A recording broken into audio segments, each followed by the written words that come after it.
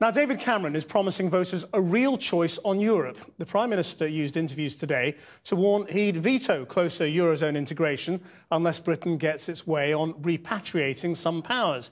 And ahead of tomorrow's mid-term review of the coalition with the Liberal Democrats, he vowed it was all full steam ahead. And he hopes to stay Prime Minister until at least 2020. Harry Smith reports. It's just over 2.5 years since they first stood together, representing an experiment in modern British politics, a coalition government. Halfway through their agreed 5 years in office, they plan to relaunch the project tomorrow with a similar display of unity. And despite the rocky road they've travelled, the senior partner insists they're on track and in good health. What you're going to see tomorrow is a coalition government with a full tank of gas, full steam ahead. We've travelled a long way down the road we need to travel, but there's a lot more to do. And far from running out of ideas, we've got a packed agenda. On the day Nigel Farage and his UKIP party recorded their best ever poll rating, the Prime Minister went close to promising a referendum on Europe, although he held back details until a major policy speech later this month.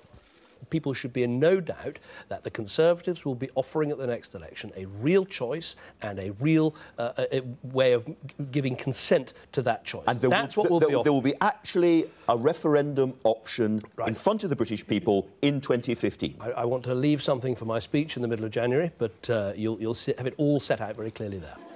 He hinted at restrictions on the ability of immigrants from Europe to claim benefits in Britain and of using the ever closer integration of Eurozone countries to claw back powers to Westminster.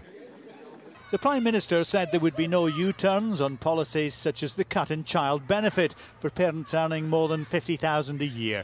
That comes into effect at midnight tonight. The opposition say that decision will turn out to be a great mistake. Child benefit changes are complete shambles. They're totally unfair. Why should somebody in a family on 50,000 lose all their child benefit, but a two-earner family on 100,000 keep their child benefit? Why are people seeing child benefit and their tax credits on low and middle income families cut while the government's going to cut the top rate of income tax for their richest? Where's the fairness in that? The relaunch will be crucial for the Liberal Democrats, who've seen support slump after their backing for a whole range of unpopular measures. We start the new year realistic. We went into government for the right reason. We went in because the country was in a terrible mess. We needed a stable government. The only stable government was a coalition between us and the Conservatives. And what was our ambition? To sort out the economy.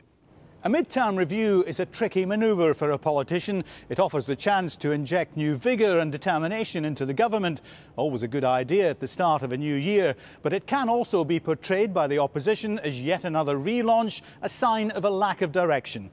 That's an accusation that Messrs Cameron and Clegg will be very keen to avoid when they appear here together tomorrow. Harry Smith, Channel 4 News, Downing Street.